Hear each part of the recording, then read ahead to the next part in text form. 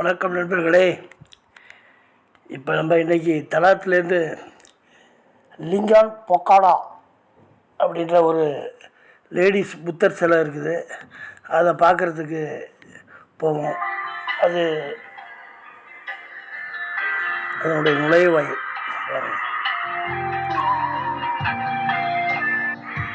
இது தலாத்துலேருந்து கிட்டத்தட்ட 33 கிலோமீட்டர் இருக்குது.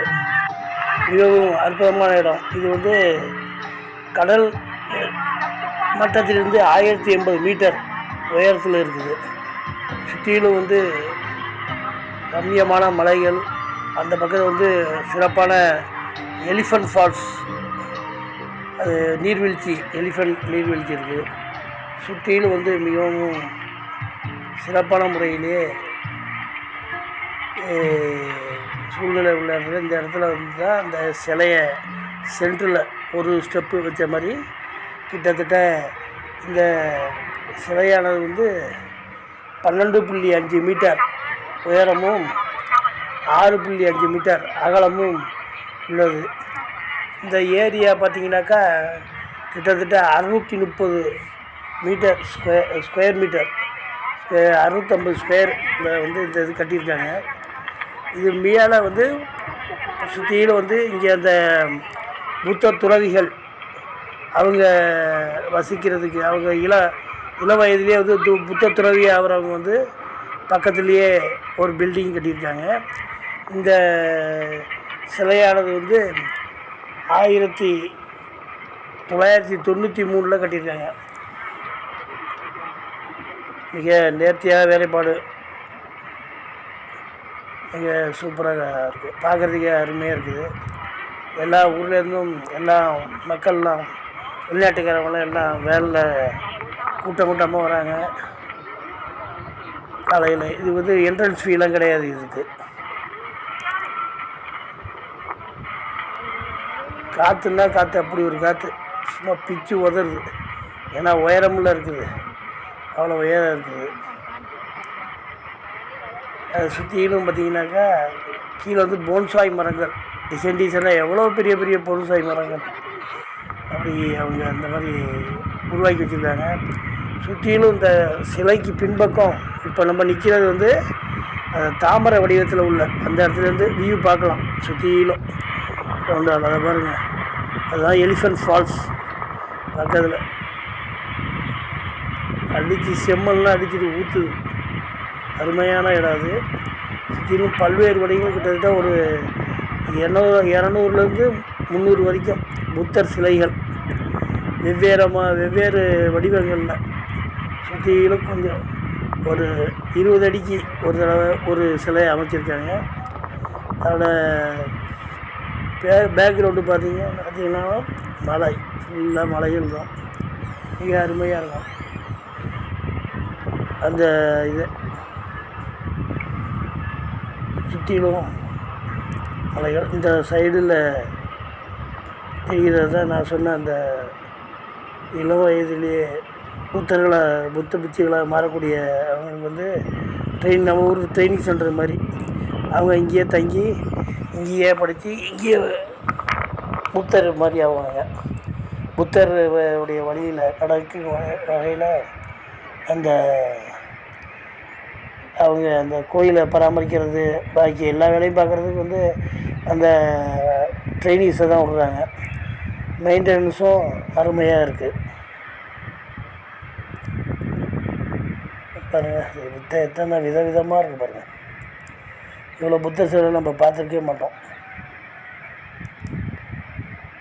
ஒவ்வொன்றும் ஒரு மாடலில் இருக்குது.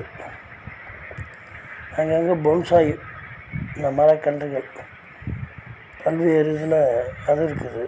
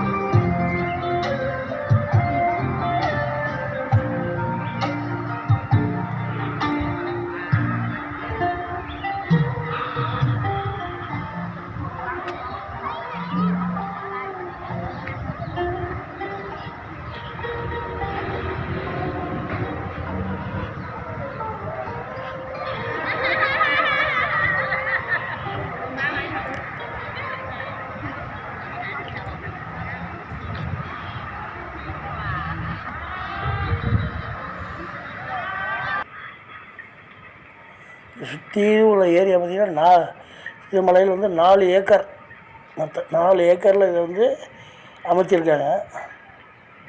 டவுன்லேருந்து நம்ம எங்கே இருந்தாலும் வந்து பஸ் வசதி இருக்குது.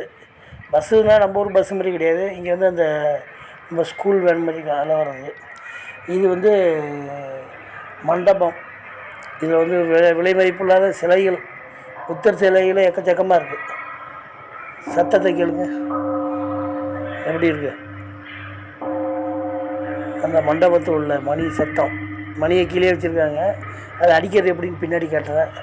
நடுவில் ஒரு 4-5-6 மிக பிரம்மாண்டமான புத்தர் சிலைகள் உங்களுக்கு நேராக எல்லாம் மக்கள்லாம் ஊதுபத்தி பழங்கள் எல்லாம் வச்சு எல்லாம் கும்பிட்டுக்கிறாங்க. ஒரு புத்தர் சிலையும் பாருங்கள் எவ்வளோ பெருசு பெருசாக இருக்கு பாருங்கள்.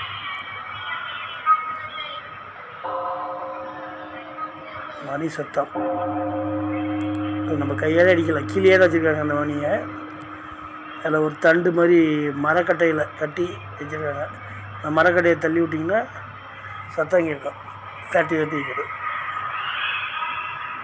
சிலைகள் எல்லாம் விலைமிக்க மதிப்புள்ள சிலைகள் நிறைய சிலை இருக்குது. இதை பாருங்கள், அந்த நான் சொல்ல நல்ல மணி, அந்த வெண்கல மணி இந்த மரக்கட்டை தான். அதில் கையில் தட்டினீங்க சத்தம் கேட்கும்.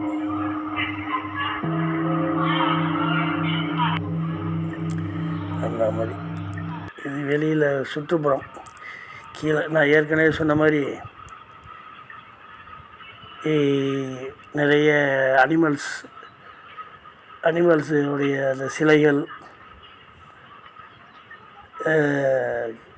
அந்த இயற்கை காட்சிகள் நல்லா மெயின்டைன் பண்ணுறாங்க அருமையான முறையில். நம்ம இன்றைக்கி மன அமைதி விரும்பாலும் சரி, இது பீஸ்ஃபுல்லாக இருக்கணும்னு வச்சுக்கிங்க, இங்கே நேராக இங்கே வந்துடலாம். ஒரு சத்தம் ஒன்றும் கிடையாது, அமைதியான அமைதி, அப்படி ஒரு அமைதி. இதை பாருங்கள், அந்த புத்தர் சிலை பின்பக்கத்துலேருந்து அவ்வளோ உயரம் கம்பீரமாக நிற்கிது, ஊரை பார்த்த மாதிரி. இந்த